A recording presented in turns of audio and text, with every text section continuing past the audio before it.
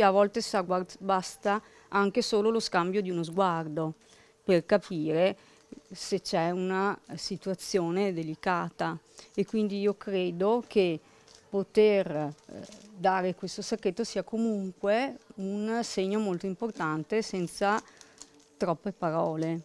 Non è un semplice sacchetto quello che sarà distribuito anche nei prossimi giorni nelle oltre 300 farmacie della provincia di Treviso, ma un potenziale messaggio in bottiglia per tutte quelle donne vittime silenziose di violenza. 1522, il numero disponibile 24 ore su 24 in caso di abuso. Da qui l'iniziativa in vista del 25 novembre dell'Ordine dei farmacisti trevigiani con Farmacie Unite, Federfarma e Soroptimist Conegliano Vittorio Veneto. Oltre al sacchetto in distribuzione anche un vademecum calato sulla realtà del territorio. Su questo opuscolo ci sono delle semplici informazioni sulla violenza, ma soprattutto ci sono tutti gli indirizzi relativi ai centri antiviolenza, ai consultori e agli sportelli aperti nella nostra realtà provinciale. Solo nella Marca, senza contare i consultori familiari, ci sono 3 case rifugio e 5 centri antiviolenza, una rete che le stesse farmacie possono attivare. Mi è capitato in 2 casi nel corso degli ultimi anni e grazie proprio al mio far parte di questo tavolo sono stata in grado di dare in tempo reale delle risposte